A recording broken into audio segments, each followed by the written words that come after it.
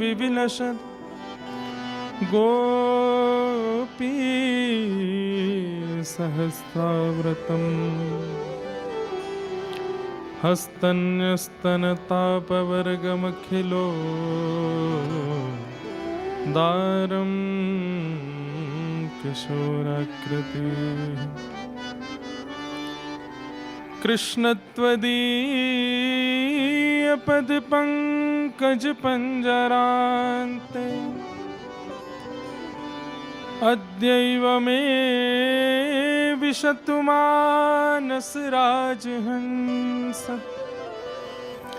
प्राणप्रयाणसमये कफवातपित्तैः कण्ठावरोधनविधो स्मरणं कुतस्ते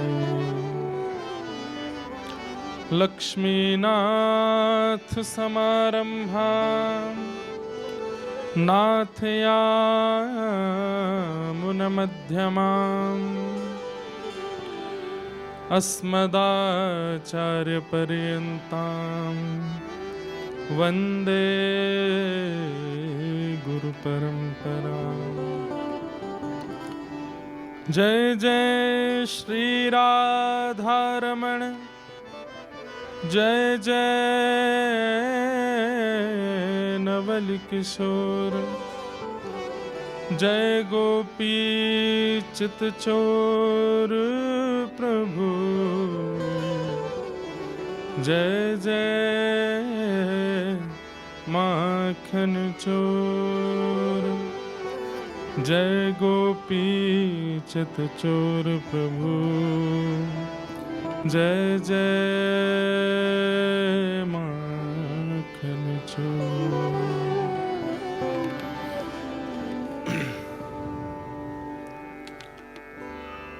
हे मन भूल मत जइयो राधा रानी के चरण, मन भूल मत जइयो राधा रानी के चरण, मन भूल मत जइयो श्यामा प्यारी के चरण, मन भूल मत जइयो श्यामा प्यारी के चरण, राधा रानी के चरण, महारानी के चरण, राधा रानी के चरण, महारानी के चरण, श्यामा प्यारी के चरण, राधा रानी के चरण, श्यामा प्यारी के चरण, राधा रानी के चरण, मन भूल मत जइयो राधा रानी के चरण, मन भूल मत करताल बजा के राधा रानी के चरण, मेरे मन भूल मत जइयो श्यामा प्यारी के चरण, मन भूल मत जइयो श्यामा प्यारी के चरण, वृषभानु की किशोरी सुनी गैया हूते भोरी, वृषभानु की किशोरी सुन गैया हूते भोरी, वृषभानु की किशोरी सुनी गैया हूते भोरी, वृषभानु की किशोरी सुन गैया हूते भोरी, प्रीत जान के हूँ थोड़ी तोहे राखेगी शरण, प्रीत जान के हूँ थोड़ी तोहे राखेगी शरण, मन भूल मत जइयो राधा रानी के चरण, मन भूल मत जइयो राधा रानी के चरण, गिरधर प्यारी राधा रानी के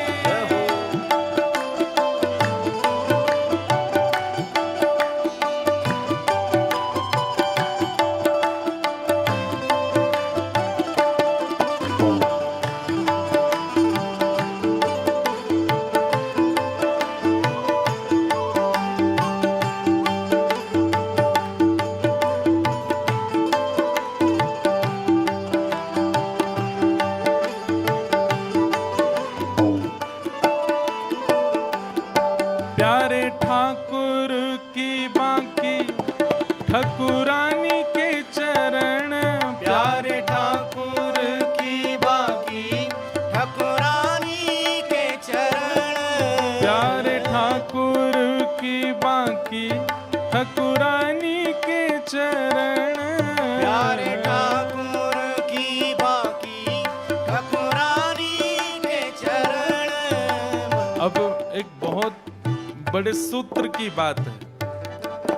किशोरी जी के चरणों का दर्शन करो और ठाकुर जी की कमर का दर्शन करो। कमर जहां से वो टेढ़े हैं बाकी। अब जो रचेता हैं इस भाव के, वो आज्ञा कर रहे हैं। प्यारे ठाकुर की बाकी ठकुरानी के चरण, प्यारे ठाकुर की बाकी ठकुरानी के चरण। मेरे मन भूल मत जइयो राधा रानी के चरण, मेरे मन भूल मत जइयो राधा रानी के चरण। मेरे मन भूल मत जइयो श्यामा प्यारी के मेरे मन भूल मत जइयो श्यामा श्री राधा रानी की।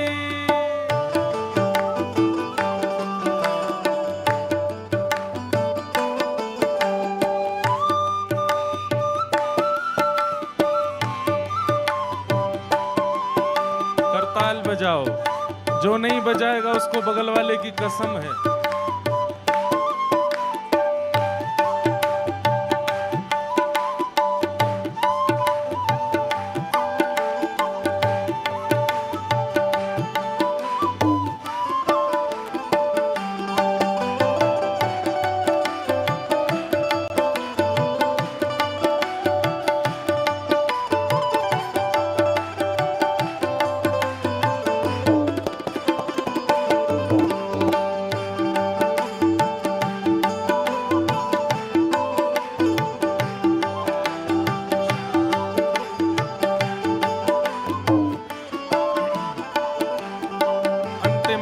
पंक्ति में बहुत अच्छी बात कहते हैं। आज कथा विश्राम है और यही भाव मन में रखना चाहिए।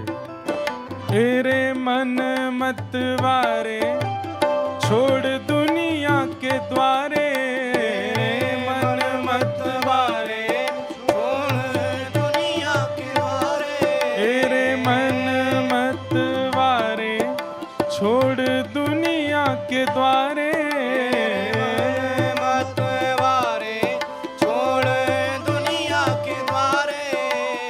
सब छोड़ देंगे तो फिर कहाँ जाएंगे।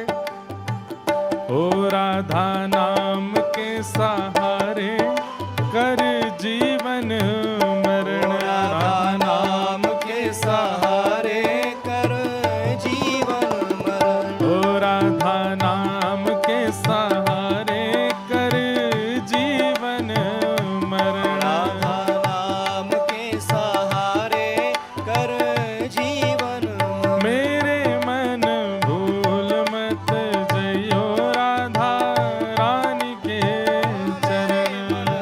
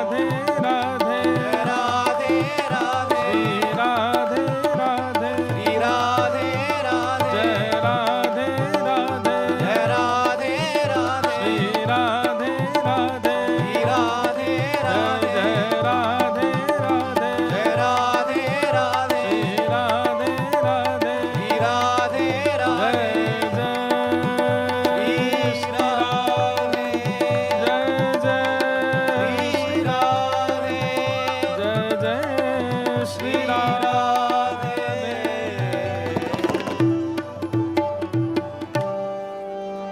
एरे मन मतवारे छोड़ दुनिया के द्वारे, तेरे मन मतवारे छोड़ दुनिया के द्वारे, राधा नाम के सहारे कर जीवन मरण।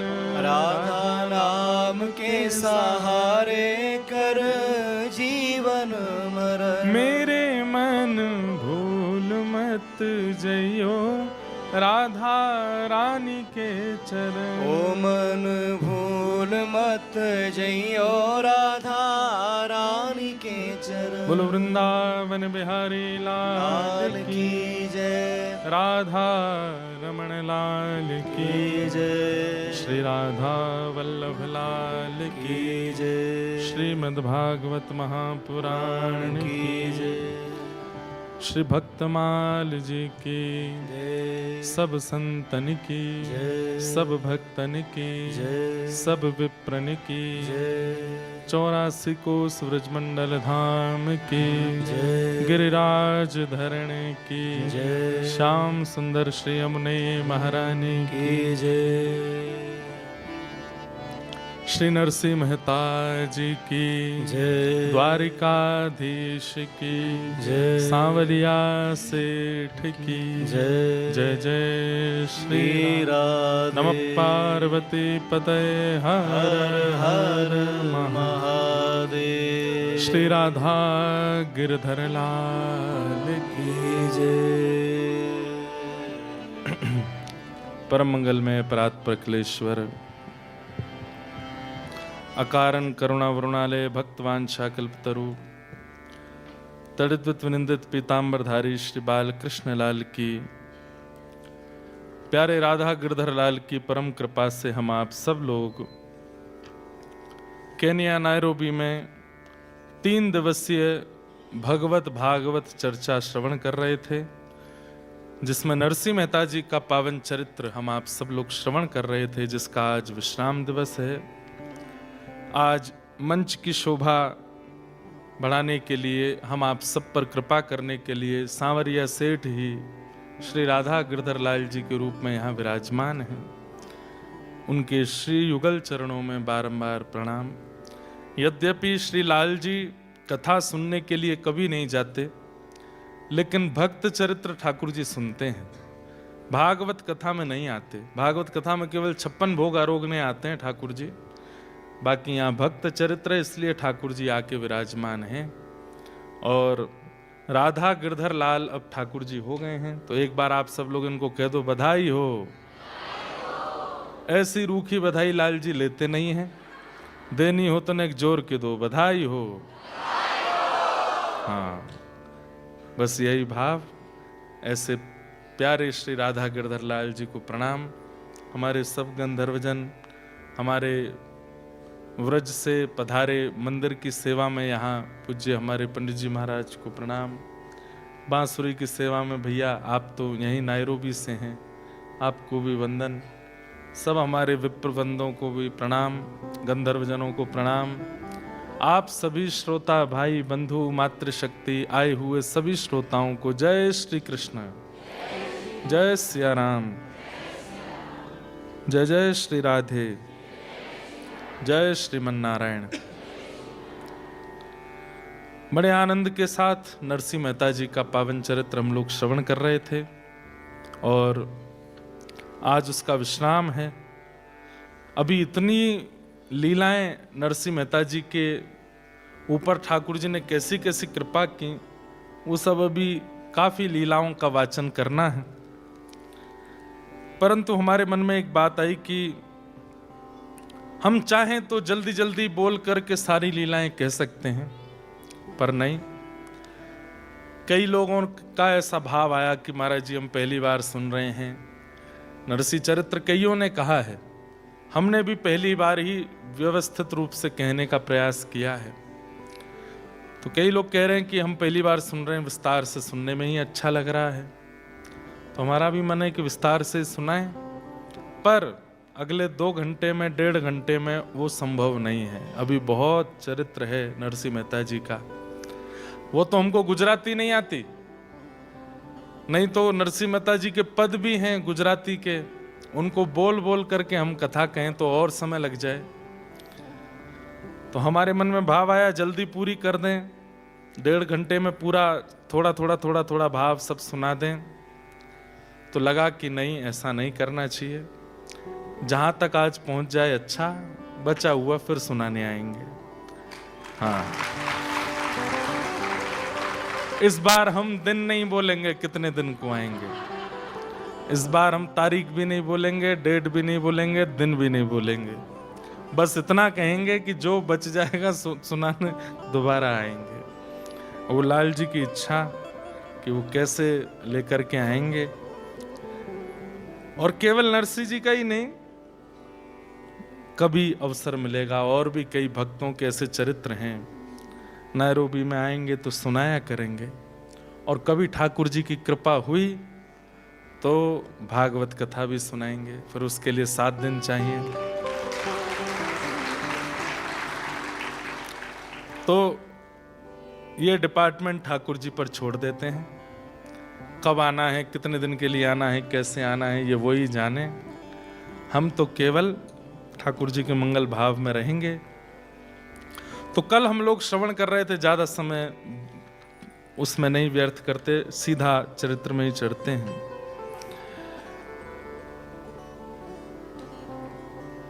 नरसिंह मेहता जी, कल हम लोगों ने श्रवण किया कि ठाकुर जी सांवरिया सेठ बनकर के आए और जो महात्माओं की हुंडी लिखी थी नरसिंह मेहता जी ने, वो सांवरिया सेठ ने उस हुंडी को स्वीकार किया। ऐसी भावना सुन करके नरसिंह मेहता बड़े प्रसन्न हुए। नरसिंह मेहता जी के 3 संतान हैं। एक बेटी है कुंवरी बाई, जिसको नन्ही आप बोलते थे, वही आगे नानी बाई हुई, जिसका मायरो हम लोग सुनते हैं। मायरो की कई कथाएं हैं, आज थोड़ी सी कथा मायरो की आएगी तो वो भी हम सुनेंगे। नरसिंह मेहता जी के एक पुत्र हैं श्यामल दास। तो श्यामल दास देखने में बहुत सुंदर है। ऐसा होता है बंधुओं कि एक होती है रूप की सुंदरता, एक होती है नेत्र सुंदर, नाक सुंदर, होठ सुंदर, त्वचा सुंदर, कान सुंदर, हाथ सुंदर, पैर सुंदर। लेकिन एक होती है कि व्यक्ति का जो परिवेश है, पता नहीं क्यों वो वैसे ही सुंदर बनता चला गया है। एक स्वरूप की सुंदरता होती है, एक स्वभाव की सुंदरता। भजन भक्ति स्वभाव को सुंदर बनाता है। कई लोग हैं वो रूप से भी सुंदर होते हैं, पर उनका व्यवहार स्वभाव और ज्यादा सुंदर लगता है। उससे प्रमाण मिलता है कि इनके अंदर भजन है, इनके अंदर भक्ति है। तो नरसिंह मेहता कथा कर रहे थे और कथा करते हुए सब श्रोताओं को बहुत सुंदर उपदेश दे रहे थे। नरसिंह मेहता जी का एक बहुत सुंदर पद है तो वो गुजराती में।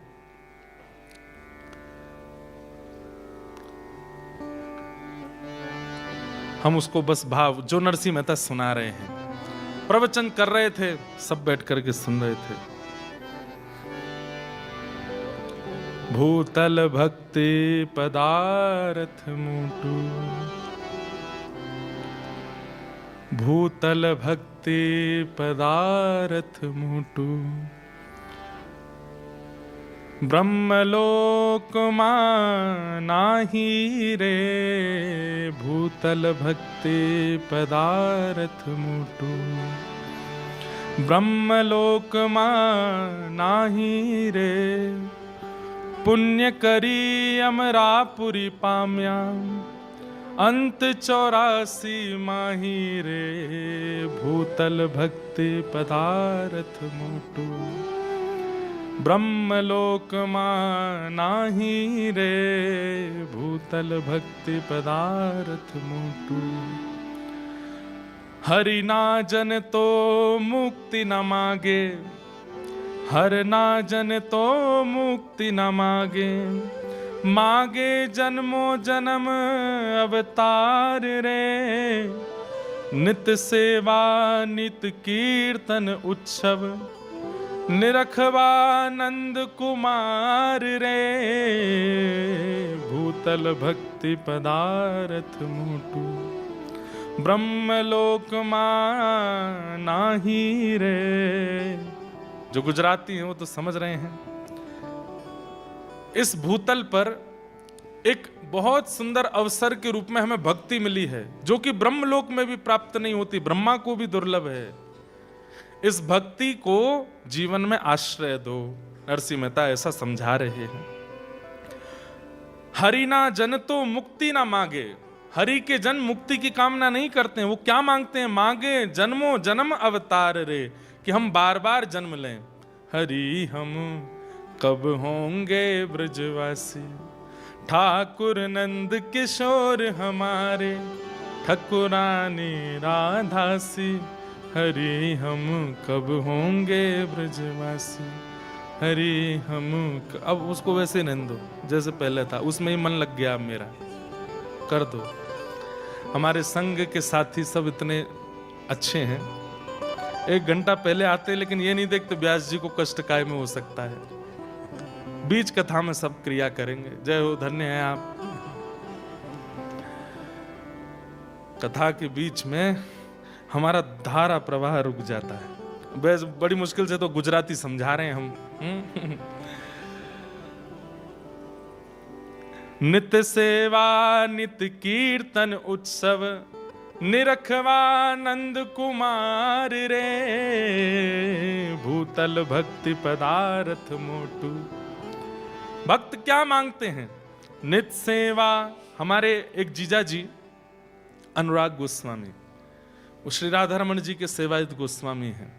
3 बहनें, तो सबसे बड़ी वाली बहन जो है वो राधारमण जी में उनका ब्याह हुआ। तो एक दिन हमारे जीजा जी हमारे पास बैठे और हमसे बोले,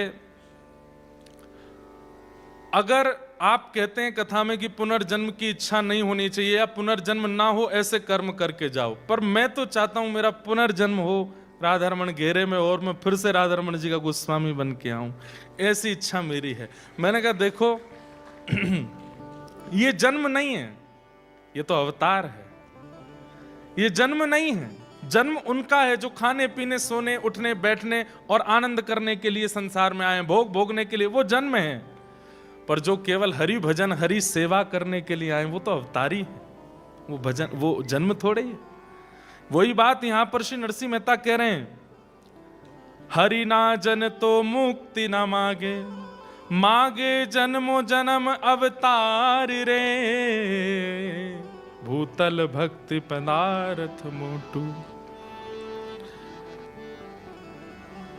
भरत खंड भूतल मां जन्मी, जिने गोविंद ना गुण गाया रे, धन धन रे एना मात पिता ने, सफल करी ने काया रे, भूतल भक्ति पदारथ मोटू। धन वृंदावन धन ए लीला, धन ए ब्रजनावासी रे, धन ए ब्रजनावासी रे। अरे ब्रजवासी धन्य हैं। क्यों?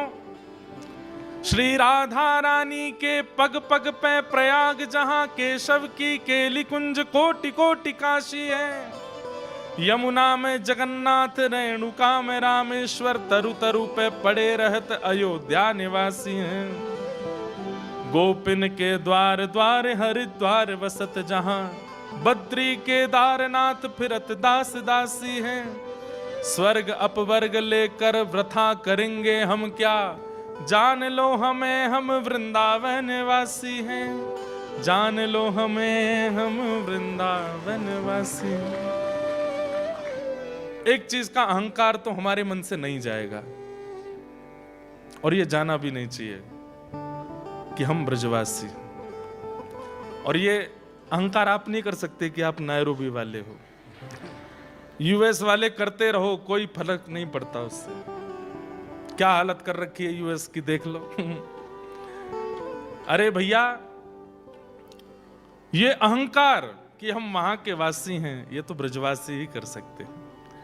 नरसिंह मेहता कह रहे हैं, धन वृंदावन धन ए लीला, धन ए ब्रजनावासी रे, अष्ट महासिद्धि आंगणिये रे उभी, मुक्ति छे एमनी दासी रे, भूतल भक्ति पदार्थ मोटू, ब्रह्मलोक मानाही रे, भूतल भक्ति पदार्थ मोटू।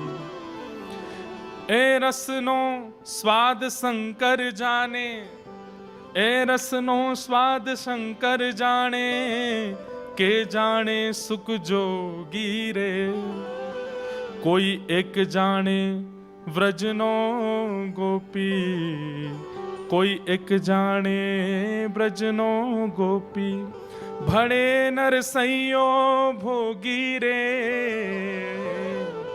भूतल भक्ति पदार्थ मोटू, ब्रह्मलोक मानाही रे।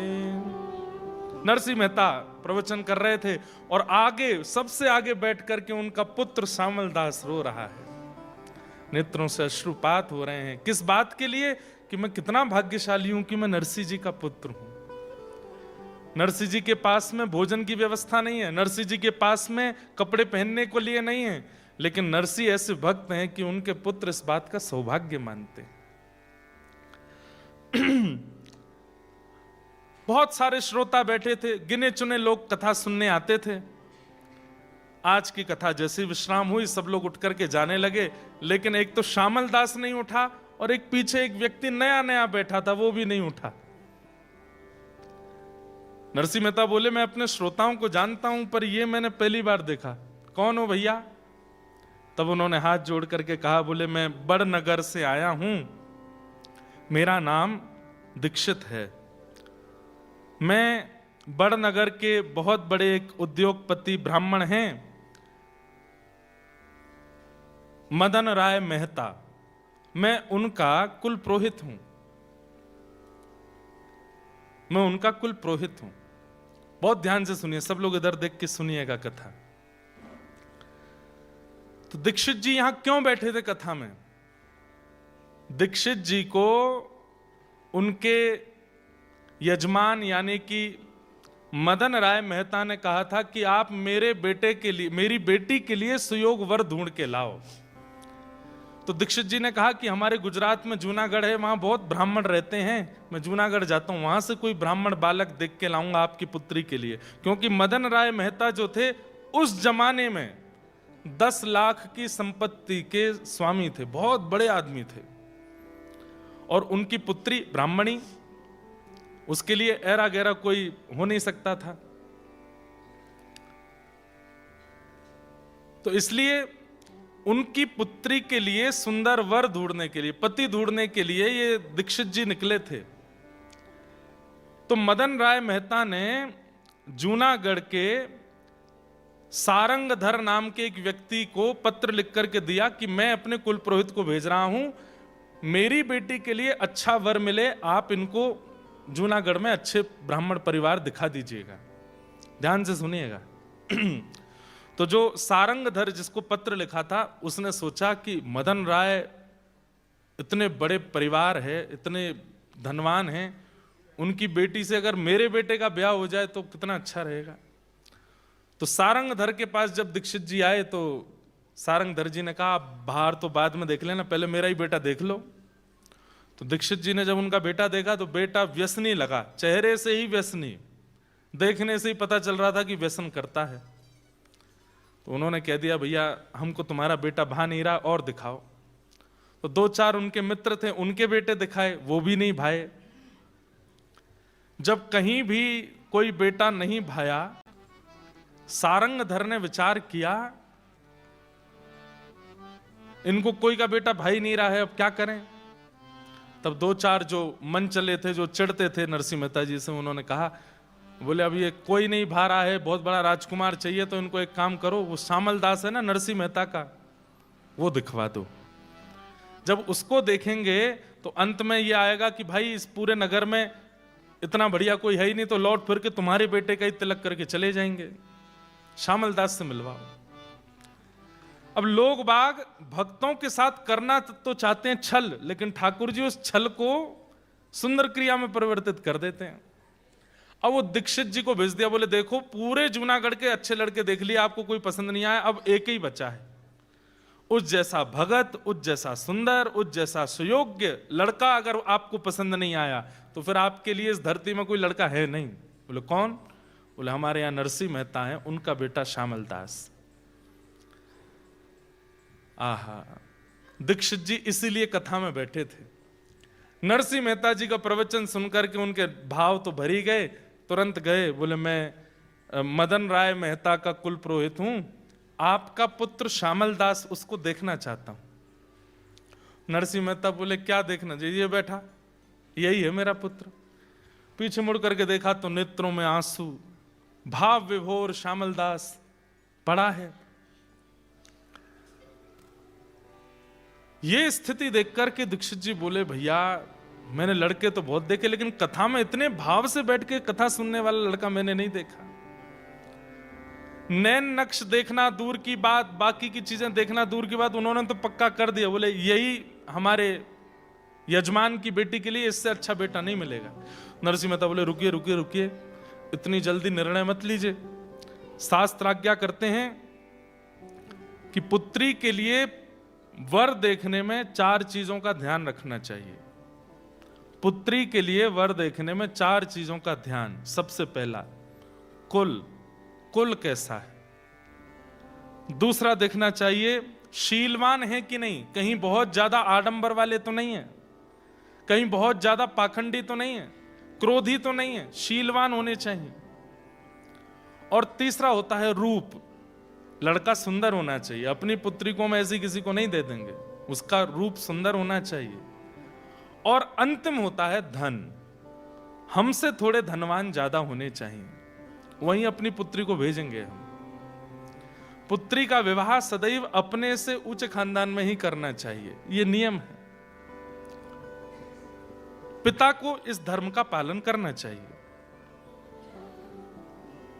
नरसिंह मेहता ये बात दीक्षित जी से कह रहे हैं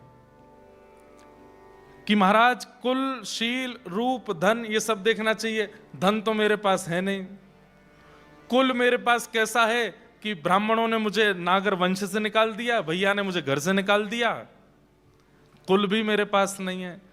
रूप, अब रूप तो जैसा है बस चंदन फोटा लगाते हैं ऐसा ही रूप है, बचा कुचा एक शील ही है हमारे पास, और कुछ नहीं है।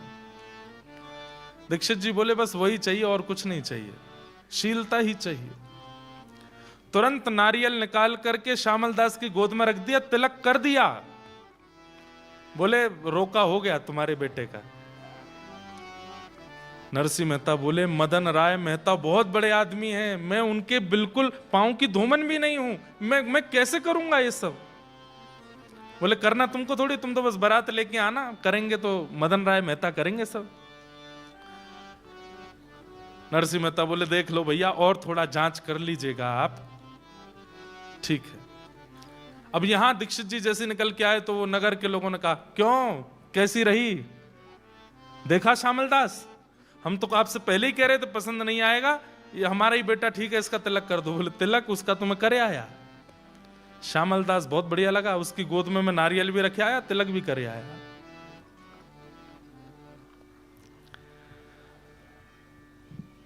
सब नरसिंह मेहता से चढ़ने वाले सोचने लगे हम करना तो कुछ और चाहते हैं, हो कुछ और कैसे जाता है। अभी नरसिंह मेहता के बेटे श्यामल दास का ब्याह वो मदन राय मेहता की बेटी से होगा। सब लोग बोले अरे मदन राय की बेटी से, अरे नरसिंह बारात भी नहीं लेके जा पाएगा ऐसी, अरे कितना बड़ा आदमी है वो, उसको जब पता चलेगी नरसिंह कैसा आदमी है तो क्या वो कहां अपनी बेटी का ब्याह करेगा। लेकिन उन मन चले लोगों का मन माना नहीं, बोले ये दीक्षित कुल पुरोहित है, इसकी बात मदन राय मेहता काटेगा नहीं, हम क्या करें। तो उन्होंने पत्र लिख दिया, मदन राय मेहता जी हम जूनागढ़ के फलाने फलाने व्यक्ति हैं, आपके कुल पुरोहित ने गलत लड़के का चयन करके तिलक कर दिया है, श्यामल दास तो ऐसा है, उसके पिता ऐसे हैं, ताल कूटा मंजीरा बजाते रहते हैं, पूरे दिन कीर्तन करते हैं, खान पीन का कोई इनका ठिकाना नहीं। आपकी कुल की बेटी ऐसे घर में आवेगी, हम तो जूनागढ़ के निवासी हैं, हमारे यहां के सबसे नीचे घर में आपकी बेटी आवे, ये हमसे देखा नहीं जाएगा। और पता नहीं कैसे वो पत्र दीक्षित जी से पहले पहुंच गया मदन राय मेहता के पास। सुनिएगा सब लोग। अब उसने जैसे पत्र खोल करके देखा तो जूनागढ़ से पत्र आया है, नरसिंह मेहता का पूरा बायोडाटा था उसमें। खाने को कुछ नहीं है, परिवार ने घर से निकाल दिया, नागर ब्राह्मणों ने भी निकाल दिया, घुंघरू पहन करके घूमता है, ताल कूटता रहता है, ऐसे का बेटा श्यामल दास कुछ करता धरता है नहीं, उससे अपनी बेटी का ब्याह कर रहे हो।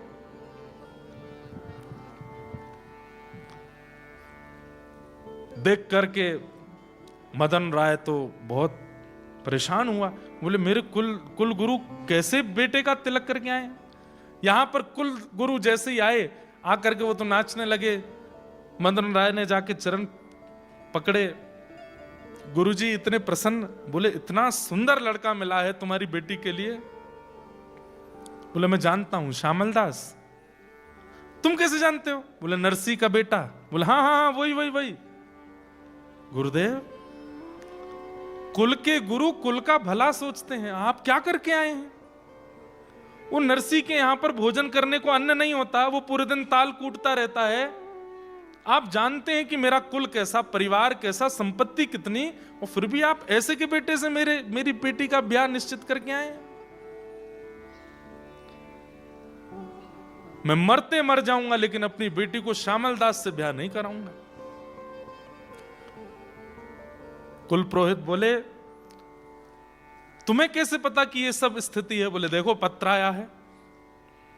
बोले तुम वो नहीं देख पाए जो मैं देख करके आया हूं। अरे दूसरों के घरों में जाते हैं तो संपत्ति दिखाई देती है, दूसरों के घरों में जाते हैं तो व्यवस्थाएं दिखाई देते हैं। नरसी के घर में जाकर के तो वृंदावन का अनुभव हो रहा था, नरसी के घर में जाके द्वारिका का अनुभव हो रहा था। नरसी के घर में जाके ऐसा नहीं लगता कि यहां लोग रहते हैं, ऐसा लगता था कि यहां परमात्मा रहता है। तुम्हारी बेटी, तुम भले ही बहुत धनवान हो, नरसी इतना धनवान नहीं है, लेकिन तुम्हारी बेटी उस घर में बहुत प्रसन्न रहेगी। और मैं तुम्हारा कुल गुरु हूं, मुझ पर थोड़ा तो विश्वास करो। अरे कल को मेरी बेटी को अगर दुख लगा तो आप जाएंगे उसको संभालने के लिए? मैं बस आपसे एक ही प्रार्थना कहता हूं, गुरुजी आज तक आपकी बात नहीं काटी, लेकिन उससे अपनी बेटी का ब्याह नहीं करूंगा। यहां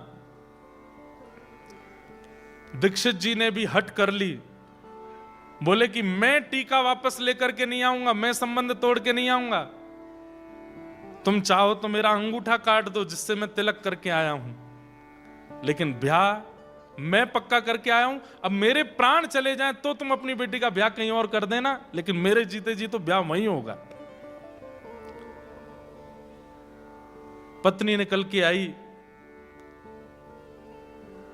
मदन राय मेहता जी की आकर के बोली आप क्यों गुरुदेव से इतना हट कर रहे हैं? अरे देखो देवी, मैं कहां मुंह दिखाऊंगा, कल को पता चलेगा मेरी बेटी का कहां ब्याह हुआ, लोग क्या बात बनाएंगे। लोग गुरुदेव कह रहे हैं सब ठीक होगा, हम पे इतनी संपत्ति है, हम इतने धनवान धनी मानी लोग हैं, कुछ धन संपत्ति हम भेज देंगे उनके यहां, वो व्यवस्था कर देंगे। अब गुरुजी करे आए हैं तो वहीं होने दो ब्याह। मदन राय मेहता ने बात मान तो ली, लेकिन रातों की नींद उड़ गई।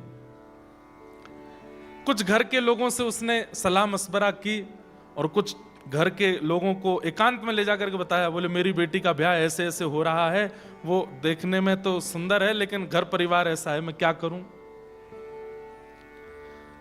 बोले आप एक काम करो, नरसिंह मेहता जी को सीधे पत्र भेजो और पत्र में इतनी व्यवस्थाएं लिख दो, इतनी व्यवस्थाएं लिख दो कि हमको ऐसी बारात चाहिए, ऐसी बारात होनी चाहिए, ऐसी घोड़ी होनी चाहिए, बारात में आने वाले लोगों की पोशाक ऐसी होनी चाहिए, पाग ऐसी होनी चाहिए। इतनी व्यवस्थाएं लिख दो कि देख करके नरसिंह मेहता अपने आप ही संबंध तोड़ देंगे।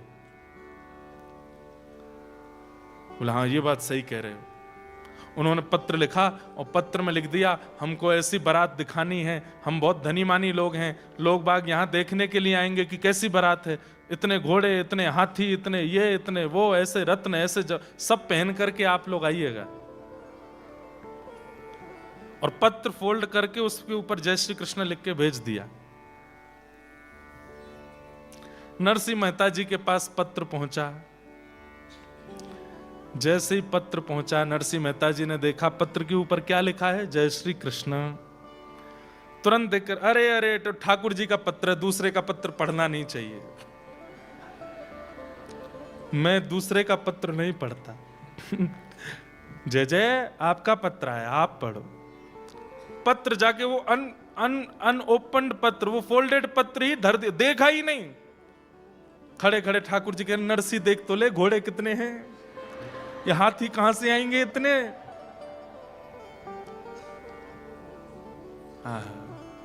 कितना समर्पण है नरसिंह मेहता जी के जीवन में ठाकुर जी के प्रति। धर दिया पत्र ठाकुर जी के चरणों में। कैसे ना माने ठाकुर जी, क्यों ना आवे ठाकुर जी। उसका समर्पण तो देखिए, नरसिंह का भाव तो देखिए। केवल कृष्ण लिखा है पत्र के ऊपर, तो उस पत्र को खोलूंगा नहीं, ठाकुर जी का पत्र है।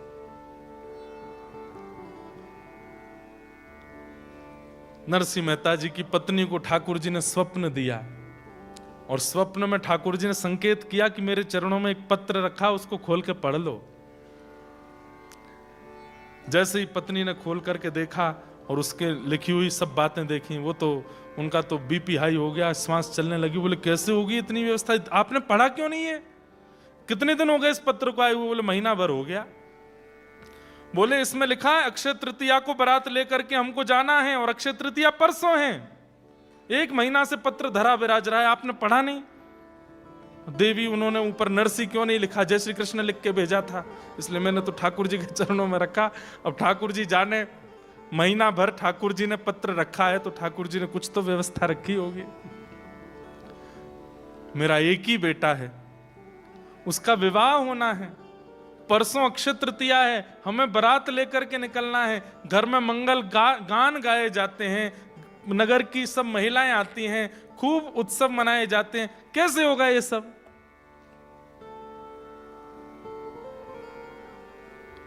लाज रखो गिरधारी, मोरी लाज रखो गिरधारी, मोरी लाज रखो गिरधारी, मोरी लाज रखो गिरधारी।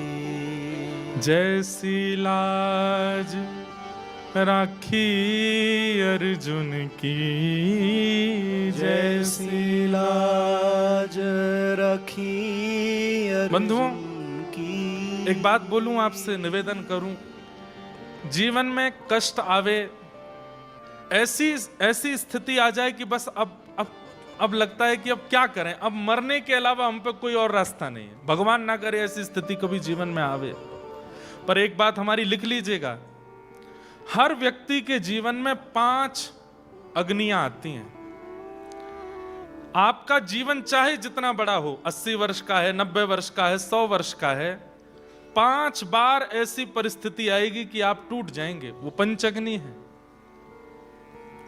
मैं डराने के लिए नहीं बोल रहा हूं, ये हम सबका जीवन ऐसे ही डिजाइन किया है ठाकुर जी ने।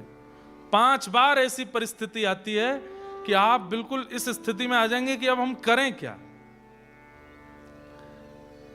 और एक बात कह दूं, संसारी व्यक्ति जब होता है ना, विषय भोग में लगा है, उसके जीवन में ये 5 परिस्थिति धीरे धीरे आती है। और कई बार 3 आई, उससे पहले उसके प्राण निकल गए, 2 रह जाती हैं, उनको भोगने के लिए उसको फिर जन्म लेना पड़ता है। अगले जन्म में 5 उस जन्म की, 2 पूर्व जन्म की, कितनी हो गई? 7। फिर 7 वो कंप्लीट नहीं कर पाता, 3 होती हैं, फिर प्राण निकल जाते हैं, फिर उसका तीसरा जन्म होता है, तो अगली की 5 और पिछली की 3 हो गई, तो कितनी बची? 4। 5 और 4 9।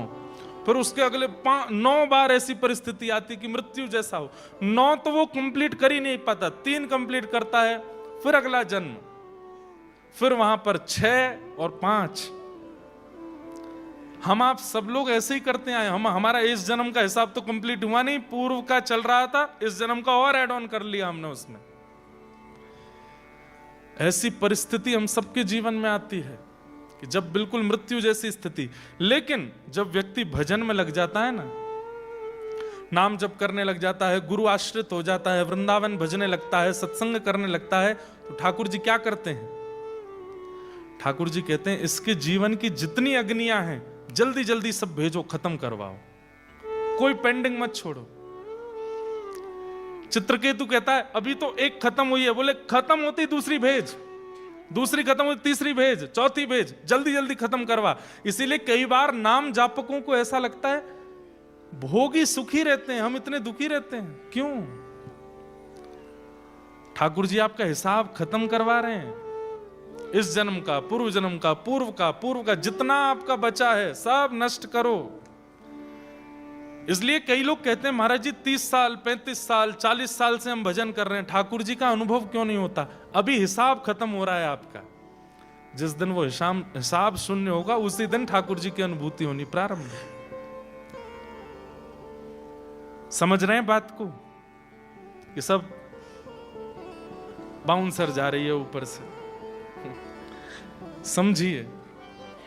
नरसिंह मेहता जी का एक पड़ाव कष्ट का पूरा नहीं होता कि दूसरा सामने तैयार रहता है। क्यों? ये भक्त है। भक्त के जीवन में ठाकुर जी जल्दी जल्दी कष्ट देकर के सब खत्म करवाते हैं, जल्दी सब निपट लो। आप देखेंगे हमारे वृंदावन में आकर के, मैं नाम नहीं लूंगा, लेकिन अधिकतर महापुरुषों को आप देखेंगे शरीर में कोई रोग है, किन्हीं को शरीर में कोई रोग है, किन्हीं को कोई। मैं तो जितने महापुरुषों से मिला हूं सबके कुछ ना कुछ है। उनका भोजन शुद्ध, उनकी रहनी शुद्ध, उनका नियम शुद्ध, उनका जीवन शुद्ध, सब कुछ शुद्ध, उसके बाद भी उनके शरीर को रोग कैसे हो गया? और व्यसनी जो रात दिन पीते रहते हैं उनको कुछ नहीं हो रहा है, क्यों? ठाकुर जी कष्ट नहीं दे रहे हैं, उनका जो इस जन्म का, पूर्व जन्म का, पूर्व से पूर्व जन्म का जो कर्म बंधन बचा है, जो शेष रह गया है, उसको निकलवाते हैं, निवृत्त करवाते हैं। इसलिए मैं अनुरोध करता हूं कि कष्ट आ जाए तो भोग लो, उसको समाप्त कर लो, उससे भागो मत। बस ठाकुर जी का नाम मत छोड़ना। और ये पद सूरदास जी का अगर याद हो जाए तो कभी ऐसी परिस्थिति आ जाए कि बस अब मृत्यु दिखाई दे रही है और कुछ नहीं, ठाकुर जी के आगे बैठ के गा लिया कीजिए, जैसी लाज राखी अर्जुन की, जैसी लाज राखी अर्जुन की, भारत युद्ध पछारी, भारत युद्ध पछारी, सारथी हो के रथ को हाँ क्यों, सारथी हो के रथ को हाँ क्यों, सारथी हो के रथ को हाँ क्यों, सारथी हो के रथ को हाँ क्यों, चक्र सुदर्शन धारी, मोरी लाज रखो गिरधारी, मोरी लाज रखो गिरधारी,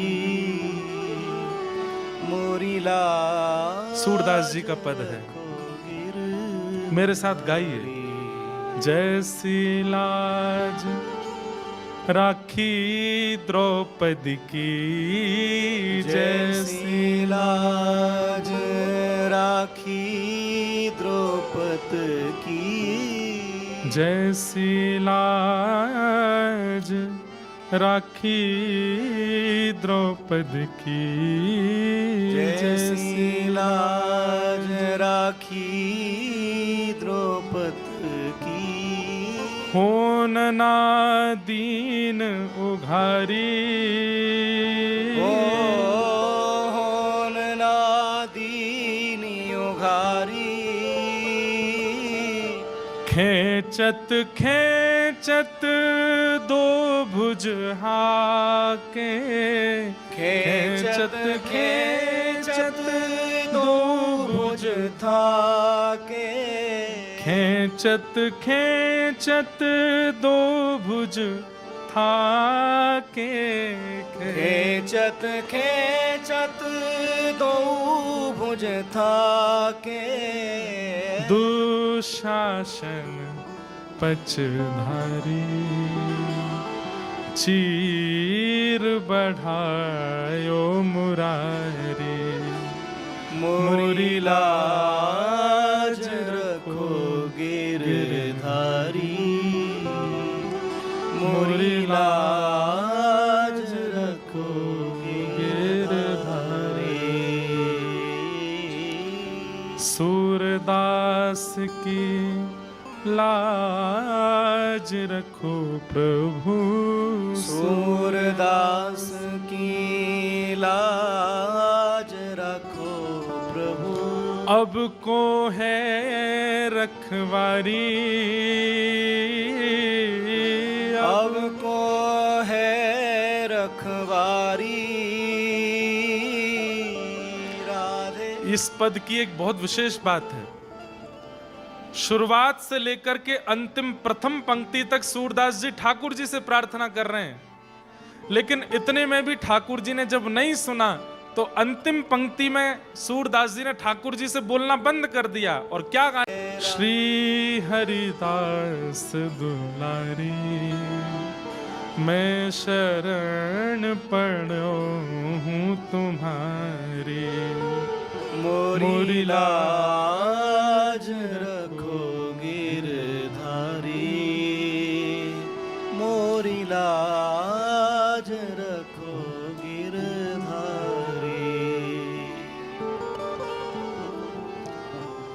सूरदास जी कह रहे हैं कि भैया ये नाए सुन रहे, किशोरी जी की शरण में जाओ। हमारे व्रज में एक और सूरदास हुए, उन्होंने ठाकुर जी का खूब भजन किया तो ठाकुर जी प्रकट हो गए और प्रकट होकर के बोले अब मैं तुम्हारे सामने आ गया हूं बाबा, अब भजन करना बंद कर दो, अब मैं आ गया हूं, मेरे चरणन में प्रणाम कर ले। तो सूरदास जी बोले आप अकेले क्यों आए हो, किशोरी जी को संग लेकर के क्यों नहीं आए? ठाकुर जी बोले तुम तो अंधे हो, तुमको कैसे पता कि मेरे साथ किशोरी जी नहीं आई? बोले मैं अभी तक भी अंधा ही हूं, इसलिए यह प्रमाण होता है कि अकेले आप आए हो। किशोरी जी आई होती तो आते ही आंख दे दी होती उन्होंने। किशोरी जी इतनी देर अंधा नहीं रहने देती मुझे। तो ठाकुर जी बोले अच्छा, तो फिर लगी शर्त, अभी किशोरी जी को बुलाऊं, अगर उनने आकर के बिना पूछे आंख नहीं दी तो बाबा तू हार जाएगा, फिर जो कहूंगा सो करना पड़ेगा। सूरदास जो थे वो बोले तो लगी शर्त ठाकुर जी किशोरी जी को बुलाओ, और उनने आते ही बिना बात किए बिना कछु पूछे यदि नेत्र दे दिए और आप हार गए तो आपको भी मेरी बात माननी पड़ेगी। बोले कहा जीवन भर मेरे नेत्रन के आगे रहना पड़ेगा। ठाकुर जी बोले ठीक है, शर्त लगी। तुरंत किशोरी जी को आह्वान की हो, राधे राधे करुणामयी कृष्ण प्यारी, मेरी सुधली जो श्री वृषभानु दुलारी, मेरी सुधली जो श्री वृषभानु। इतने में ही तप्त कांचन गौरांगी श्री राधे वृंदावनेश्वरी प्रकट हो गई, और जैसे ही किशोरी जी प्रकट हुई, प्रकट होकर के नेत्र खोल करके देखा श्याम सुंदर खड़े हैं और बगल में एक बाबा है जिसके नेत्रों में पुतली नहीं है, मतलब अंधा है। ठाकुर जी बोले और श्यामाजू आप कहां ते आई हो इतना विलंब लगाए के? किशोर जी बोली बाद में बात करेंगे। बाबा के नेत्रों पे हाथ फेर करके तुरंत नेत्र प्रदान किए, और नेत्र मिलते ही जैसे ही बाबा के नेत्र प्रकट हुए, किशोरी जी बोली अब बताओ क्या कह रहे थे? बोले क्या कह रहे थे, क्या कह रहे थे? हार गए हो मैं? अरे करुणामयी किशोरी जी, इतनी ज्यादा करुणा काय को है आप में? अरे पूछ तो लो बाबा को नाम कहा है, पूछ तो लो काय को हमें बुलाए रहे हो है, क्यों मैं यहाँ खड़ा हूं, क्यों यहाँ आप आई हो? आपने बिना कछु पूछे विचारे सीधे वाके नेत्र प्रदान कर दिए। किशोरी जी बोली, मुंह पे दूसरे को कष्ट देखो ना जावे। ऐसी हमारी प्रिया जी। आहा। जैसे ही नरसिंह मेहता ने ठाकुर जी से कहा कि नाथ, अब मुझे चिंता नहीं है कि मेरे पुत्र की बारात कैसी हो, लेकिन इतना कुछ लिख करके भेजा है, किसी और की मान की बात है, मेरे मान की बात नहीं है। वंशीधर मेहता जिसकी पुत्री से मेरी मदन राय मेहता जिसकी पुत्री से मेरे बेटे का ब्याह, उसकी मान की बात है। नाथ, मुंह पे तो कोई व्यवस्था है नहीं, मैं तो घोड़ी लाने की लायक भी नहीं हूं, आप ही आकर के कोई व्यवस्था करो। इतने में ही ठाकुर जी रुक्मणी जी से बोले, रुक्मणी जी आप द्वारिका की रक्षा करो, मैं जाऊं। रुक्मणी जी बोले, ये क्या लगा रखा है आपने? रोज रोज ये नरसिंह मेहता के पास चले जाते हो, कभी सांवरिया सेठ बन के चले जाते हो, कभी नरसिंह मेहता बन के उसके पिताजी का श्राद्ध करने चले जाते हो, कभी कुछ रूप में कभी कुछ रूप में। ठाकुर जी बोले, भक्त बुलाएंगे तो जाना। बोले, मैं इसलिए नहीं कह रही हूं कि आप जाओ मत, अकेले क्यों जाते हो, हमको भी ले चलो, हम भी चलेंगे, हम भी न नरसिंह मेहता। अरे अरे वाह वाह रुक्मणी जी, आपने तो मेरे मन की बात की, चलो। बोले, करना क्या है? बोले, यजमान बन के जाएंगे। नरसिंह मेहता जी का कहीं प्रवचन सुना था, तब से नरसिंह मेहता जी के शिष्य हो गए हैं। ऐसी भावना से मैं और आप जाएंगे और जाकर के नरसिंह मेहता जी के पुत्र की बारात सुंदर करेंगे। यहां रुक्मणी जी और ठाकुर जी संपूर्ण द्वारिका के लोगों को जगाया, सबसे कहा महंगे वाले वस्त्र पहन करके आओ, गले में हार पहन के आओ, अपने घर में जितने घोड़े हैं हाथी हैं सबको लेकर के चलो। बोले, कहां जाना है? बोले, हमारे एक परम मित्र हैं वहां द्वारिका में, सबको बता दिया, हमारे मित्र हैं, उनके बेटे की बारात सजाने जाना है। और महाराज द्वारिका के समस्त यदुवंशी, लाखों की तादाद में घोड़े, लाखों की तादाद में हाथी और सुंदर, सब लोग अपने अपने आभूषण पहन करके बच्चों को किसी को नहीं पता किसकी बारात में जा रहे हैं, सब सज के जा रहे हैं। ठाकुर जी ने कहा है जाना है। और तभी महाराज जूनागढ़ में हल्ला होने लगा, अरे कौन आ रहे हैं, कौन आ रहे हैं? अरे ऐसे हाथी, ऐसे घोड़े, ऐसी सुंदर चाल, ऐसी सुंदर बात। सबने कही, भैया कौन है? अरे बोले, ऐसा बता रहे हैं नरसिंह मेहता के कोई यजमान हैं। आहा। नरसिंह मेहता जी तुरंत भवन से निकल करके आए, आकर के देखी तो लोग बागों को देख करके ऐसा लग रहा था मानो जैसे गंधर्व आ गए, देवी देवता आ गए हों। लेकिन जैसे एक श्वेत हाथी के ऊपर सुंदर एक सिंहासन था, उस पर बैठे हुए श्याम वर्ण के ठाकुर जी, गौर वर्णा श्री रुक्मणी जी, जैसे ही उनको देखा है नरसिंह मेहता तो पहचान के कोई यजमान नहीं है, ये तो साक्षात सांवरिया सेठ आए हैं हमारे।